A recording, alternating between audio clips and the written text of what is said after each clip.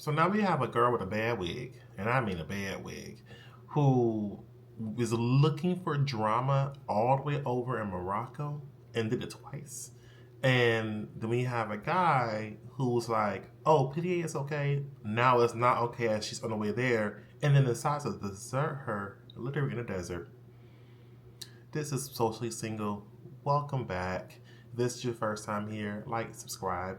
I went to over the couples from 90 Fiance before the 90 days, the most recent season, which is some number I can't think of right now, 9 maybe? I don't know. And today we're going to be discussing Emma and Ziad.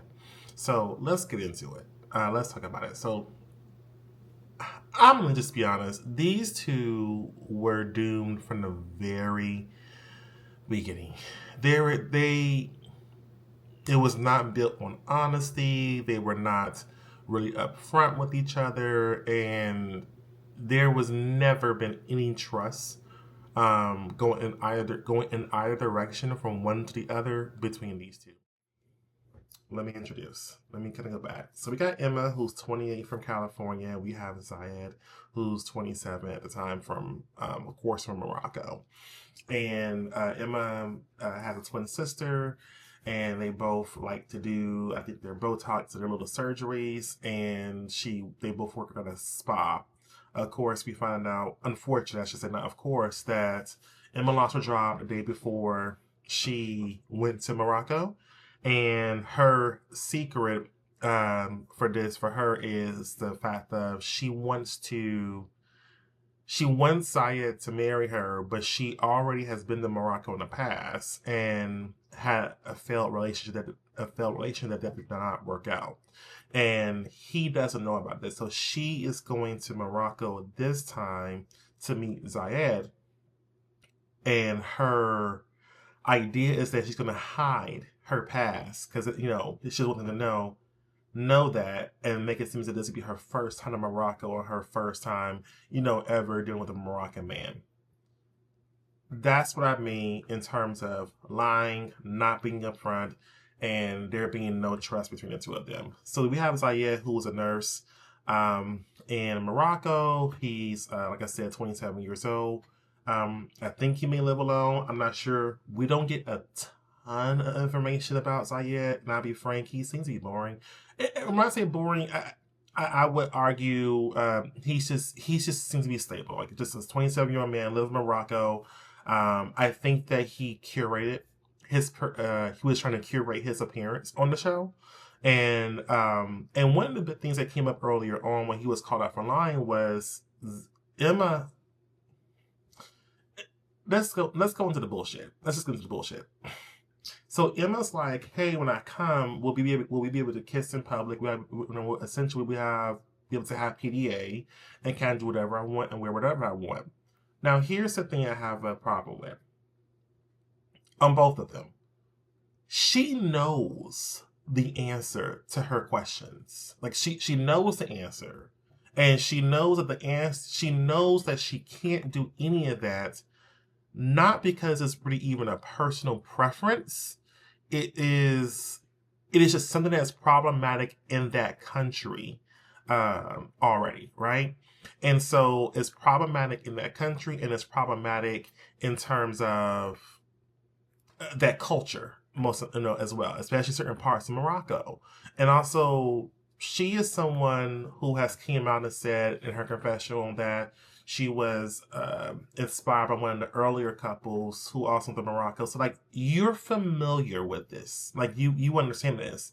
He says, oh, it's fine. It's cool. Yeah, you can do whatever you want. I don't think that was a error in translation or him trying to understand her. I think that he was saying whatever she wants to hear. And I think that he was playing her a little bit, if I'm being honest. And before she came over, I believe that he had talked with his friends and his family, and they were like, nah, you can't do this. Don't take your ass from the show.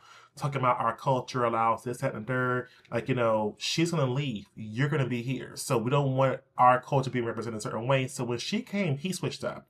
And it's interesting because we see a scene where he outright lied about saying, "Oh yeah, PDA is okay," and then he's telling her as she's there, and before she came, he texted her saying this is not okay, and when he's in front of her, no, it's not okay. And so he was definitely lying for sure in reference to that, right? Then of course, these two, I gotta say, had one of the worst meetings at the airport I think I've seen.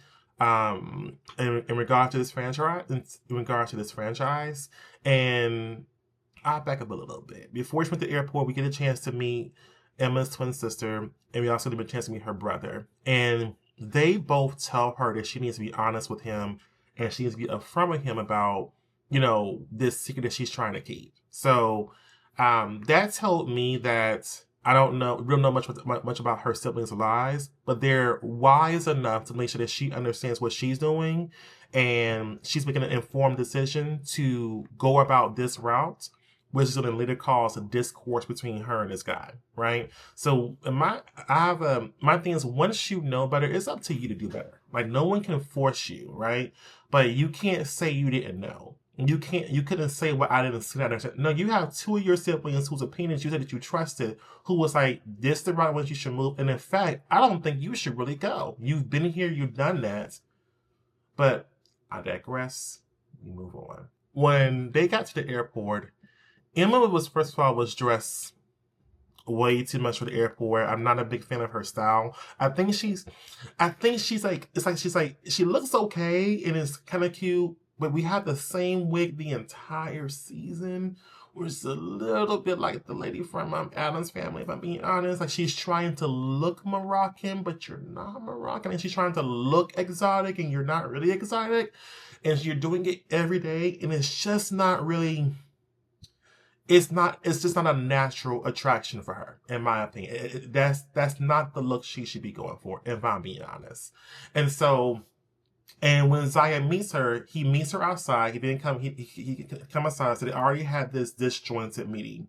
Now he meets her. He doesn't kiss her, and he hugs her and embraces her, and immediately, homegirl gets attitude. Emma's pissed. And she was already annoyed because he texted her while she was en route and said that there could be no kissing, no PDA when she came, therefore reneging on what he had already told her would be okay, as we discussed. And then he's now using an excuse about, oh, I have to respect my religion. I have to do this. Here we go with that bullshit again, right? Of like, now my religion is an excuse versus it being maybe whatever real reason it really is, that you don't want to do certain things. So she gets pissed off. And to be fair, I will give Emma a point in this credit. She was clear about the fact that she wanted PDA. She wanted to be intimate. She wanted to be engaged. And, and Ziad may have had a problem being communicative. And I did think he was fake. But I gotta say, Emma did way too much. Like when he, so for example, he kissed her, they kissed on over their cheeks. He actually did try to kiss her again on the cheek. She said no. She was already annoyed. She, no, whatever. And she was like, well, I don't want you to mess up my makeup. That turned him off, and he completely shut down. In that very moment, you saw over his face, he was like, fine, I'm gonna match your energy, and what's gonna be is I'll never kiss you again, and that'll be the last time I try. So now we have two dramatic people where he's going in a completely different direction. You are overreacting dramatic because you're feeling some type of way about things, but instead of handling it at a later time or in a different manner, you choose to do this. And here's the problem I'm going to have with Emma the entire time. It's this attempt of, you want to come off like you're sweet and you're meek and you're just so soft. And I just have my, I'm just so soft. And I just have my prickly little breasts and I just have my long little hair. And, I just want to be loved and I'm going to submit. And and I'm just submissive to the will of my man. And that's just not who you are. That is not who Emma is. I think she wants to put on that persona, but Emma is not that person. She's not. I would argue that maybe Aviva is a lot more soft and willing to go with the floor a little bit better than Emma is, and Aviva is younger. Like that's just you're not that person. And then when you don't get your way, you're accustomed to having tantrums to get additional attention in hopes to get your way. So therefore, you're looking at your partner or in your relationship saying the only way for me to get what I want is for me to have a tantrum. Your mama ain't beat your ass hard enough, or your daddy ain't beat your ass hard enough, because that's just not how life works. And I do think that while I am nowhere near the definition of a woman, I do think that in relationships, there is a way to address situations and matters, particularly in the earlier stages and when you're meeting somebody, rather than having a tantrum and then getting mad when they respond with the same energy. And if you have someone who responds to the same energy, that means that two of you are not mature enough, and now there's a toxic nature in this relationship that could be hard to get rid of. And we never get rid of the toxicity in this situation. We don't get rid of it.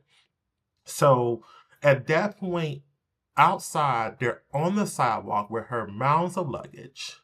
We see who Emma is, and of course, being in Morocco is already bad enough that you have a more expressive woman there.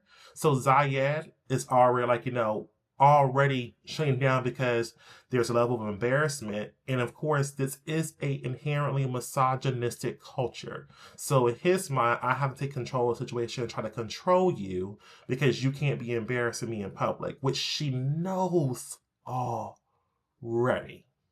So that is how they meet. And then eventually they get to the hotel, and I gotta be honest, I think it was called a triad or something like that. But it was a beautiful place where it was like 2 stories, and they had these. It's like a mirroring of the outside courtyard with the inside rooms, and she was able to open it up. And kind of look down upon things. It was actually really cute where they stayed. It was big. I don't know. I don't know if they were sharing rooms with other people. It did not seem like that. It seemed like a really nice space. And if you know, put in the comments about what kind of place that was. I believe it was called a triad or something like that. I didn't get the name. However, it was. I gotta be honest. It was really really beautiful. Anywho, really really place. He then even surprises her that, hey, we're not sleeping in the same room. We're going to be in separate rooms.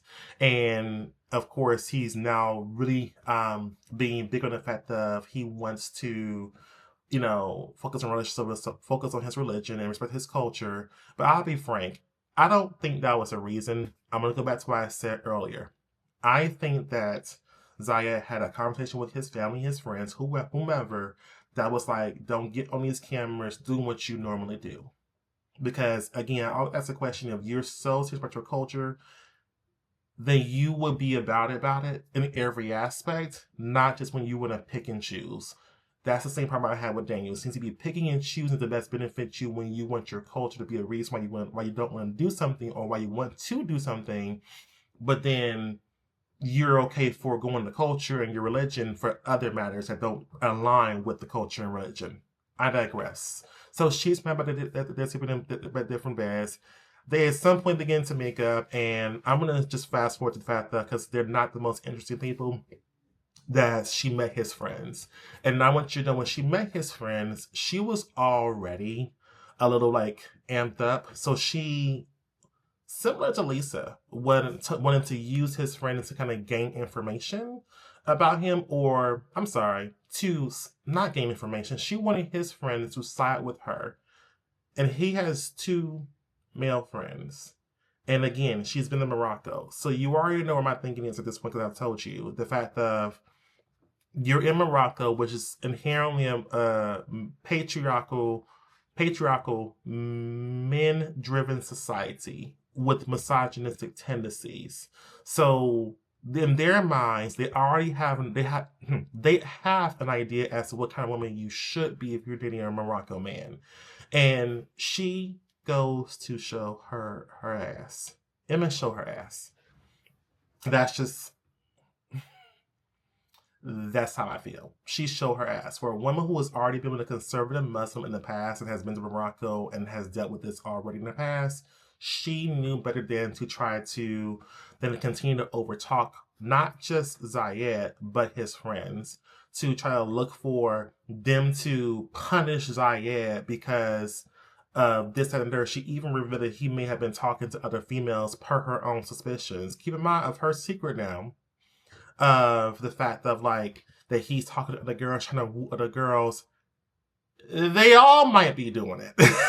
Like, you're trying to shame him. And that is kind of where I think that Emma's agenda and all this from the very beginning was to shame him, and maybe even shame him because of how she felt about how things ended with her ex. Like, she had an agenda, and the agenda was not to try to get to know him. The agenda was not to try to actually be really be good for him. But yet she's still asking, well, don't you want to marry me? And you know what? And Zion said, hell no. There's a 0% chance I'm going to marry you. Now that inevitably ended up being true as fuck. But it's just bad timing. And it's like the only thing that she had to focus on was just getting the ring. She wasn't interested in any organic process to allow it to blossom to that. Now with Zayed, I'm not a fan of like Tunisian, Moroccan men and the Muslims because I just don't agree with the culture, and I don't have to, right? They're entitled to believe what they want to believe. I'm just a biased American, so I'm never really a fan of that. However, if you're going to be with someone in that culture, I do think that it is incumbent upon you to understand the culture, do your research, and find your way in it. Like, I don't think that one should fully conform, because that's just not who you are, and I don't need you to fake this. This isn't time on a trip to fake the funk, but there should be a level of respect. And her lack of respect at that table with his friends and trying to immediately shame him and embarrass him and not really talking about why does she love him? Why is he the one? What does he do for her? Why did she felt it imperative to herself to take a trip over here to Morocco and spend her last little bit of money to come over here to see this man? We don't really get that. It's and if I'm cutting through the fluff of it all, it truly was the fact that you just wanted to prove so that you can secure a Moroccan man and get a ring and be on a show. So that's kind of where I was really done with Emma. But we move on. So like I said, Emma came here with this strict goal of getting engaged, and and like I said, this big secret about about Zayed not being aware the Muhammad guy was supposed to be her thing, and I just think that she's blatantly did this to be on TV, if I'm being honest. It's the way that she talks to the producers in her confessionals and her side smiles, like, wait a minute, hold on. Oh. Guess what it is?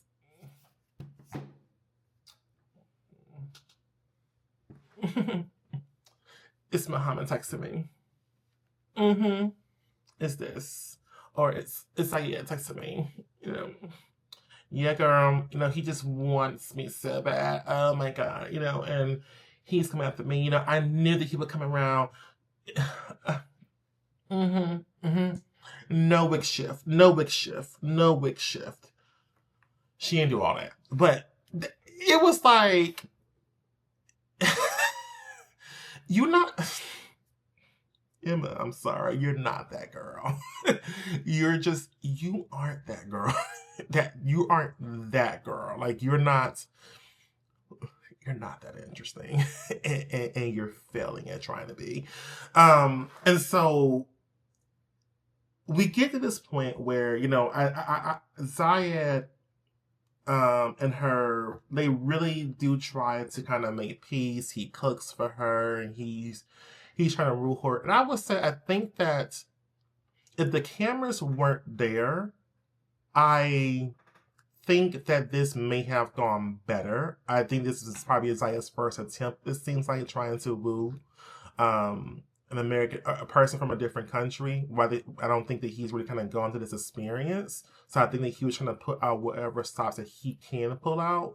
I didn't see where Emma was complaining about having to pay for anything and do things. So he seems to be established enough or has enough resources to take care of himself and to be able to wine and dine.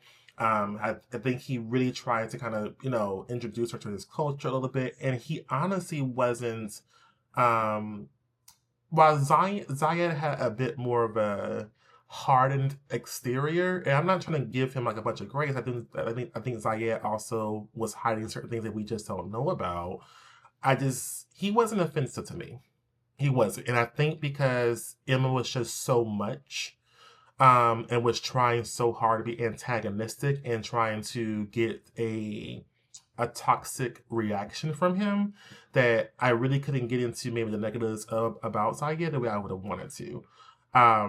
There we get to this point where because she wanted to ride a camel because she's running a camel, he ends up taking her to this desert experience where she can ride a camel, and she had the opportunity to do so, and it is there throughout that period that she wants to reveal to him that her secret story about her having an ex named Muhammad.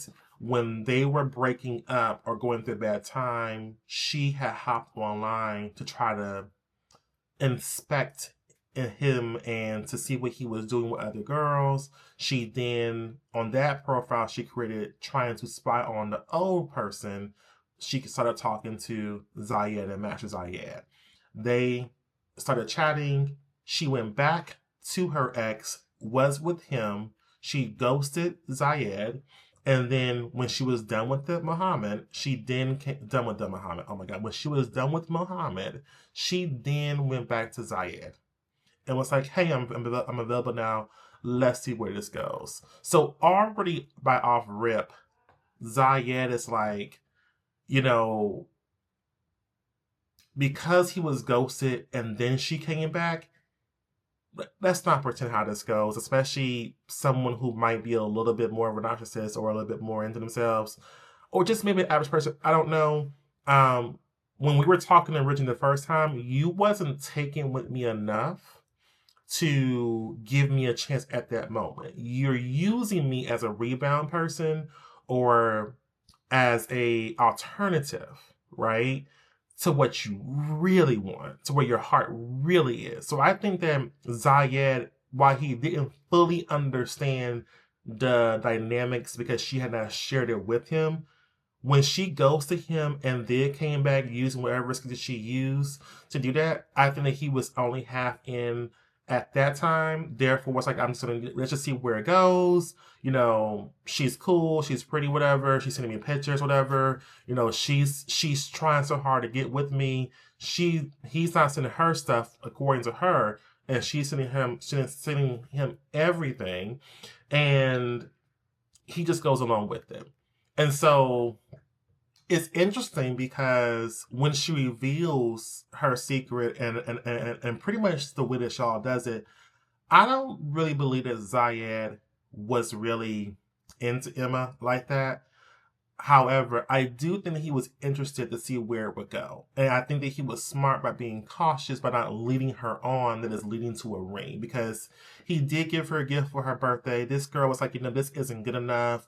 I was just looking for something more, and so on and so forth. And it's just like, girl, like, what have you done to deserve this? Like, and because also, let me take a step back. It was a few nights before this that that we find out that they were intimate.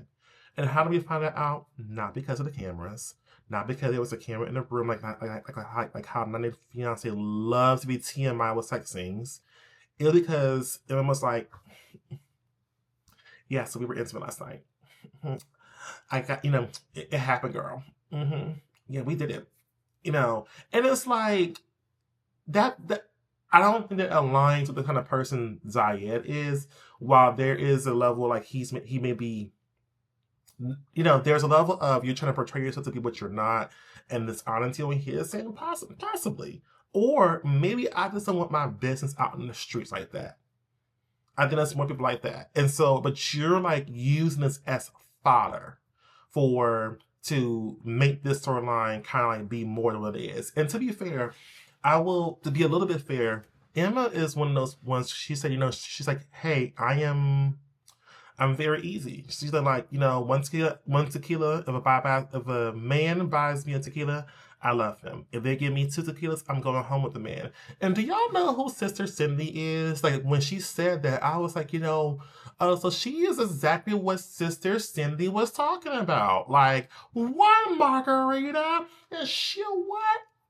Open her legs. Two margaritas, and she'll. I can't see that on YouTube. But if you know who Sister Cindy is, look up Sister Cindy because she's talking about Emma. She's talking about Emma, and this is the result of when you're like, you are what Sister Cindy said you is, and then you're 28, and now you out here looking for a man in Morocco who don't really want you. Like that, like that's what Emma is. That's who Emma is. And so, Ziad is just like, I'm good. I'm good. I'm not it's clear that he's not someone who likes to argue.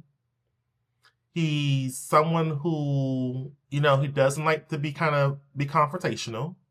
I think that he is mindful of the fact that I can't be a man who's out here trying to, do certain things to a woman, but also he doesn't care enough about Emma to fight for Emma. Like he's not there yet. And he's been clear about that. I think that he has, like, even when he was like, when they made up, he's, she's like, hey, am I still 0% for chance of me? He's like, no, you're a 7.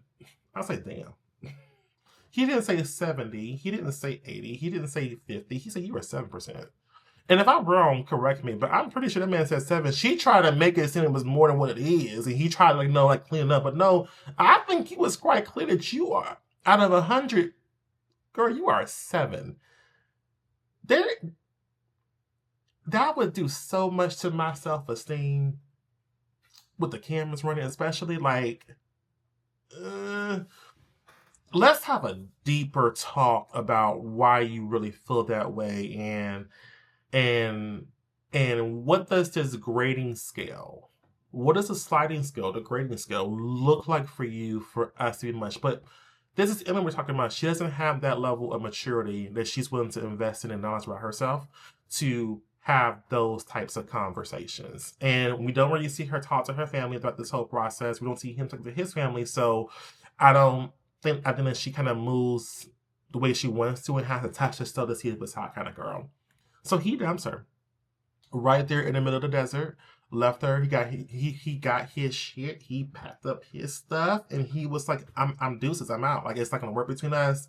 And I do think that it's less about the fact that she's had a Moroccan man, in my opinion, like how they're trying to make it edit. I think it's because of how she lied about it. She was not, she had an ulterior motive, and he figured that out. I don't think Ziad is dumb at all. I know if he's a nurse, there's a certain level of critical thinking that I think that you, if you're in the medical field, that you just have to have naturally. And not saying that you always have common sense about the streets, or, in every other social aspect.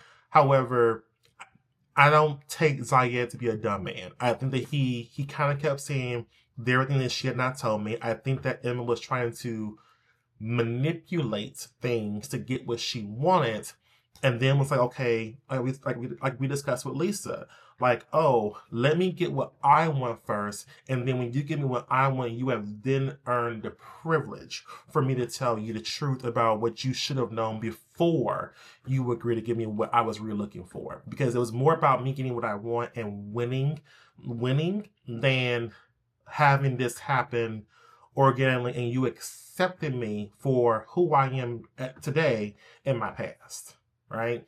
So once Ziad leaves, we get a bit about how she's claiming that Muhammad is reaching out to her, and they're supposed to meet up. Long story short, it don't happen. And my bad, oops, it was a short story because it didn't happen. It wasn't long at all. She tried to make it sound more than what it was. So you had, and he just ended up telling her he's married and engaged, and she claims to not have known about it. I don't believe any of that, if I'm being honest. And I think that, so you got rejected twice by two Moroccan men in Morocco on the same trip. I need you to go and get therapy. I need Emma to go back, find her a job so she's not putting a strain on her sister who she lives with, especially with LA rent being what it is, or mortgage, but doubtful. LA rent being what it is, you need to go and you need to get therapy. You need to ask yourself, why is it that you keep finding yourself in these situations and positions? What trauma that has happened in your life to where you feel like that you have to put yourself out there in this sense? Now, as you know, I've had my fair time in California. I live, in different places in Southern California. So, and I'm originally from Miami. So when I say I'm very familiar with the artificial nature of that society, or and the superficial tendencies that come along with it versus it being really real into relationships, I kind of get that for those type of showy places. I think Emma is not fully committing to either, if I'm being honest. Therefore, I'll be honest, who the fuck is Emma? I don't think we really know who Emma is. And Emma, you gotta change that wig. It may have looked cute for a hot second, but it just is it looks so perfectly unnatural and not attuned to who you are. And as someone who is not a hair person, look at this mop on my head, who's not a hair person, doesn't really get into it. It is interesting to me that stuck out to me of like, damn, how long you been wearing this? Like, you just have like 5 of the same ones. Focus, focus, focus. I'm not going to, because I'm not an expert, but I wonder, how did y'all feel the same way? Did I share a different perspective? Would love to know your thoughts down below. I hope that you like and subscribe to So She's Single. I thank you for checking me out, and I will catch you all in the next video. Peace out.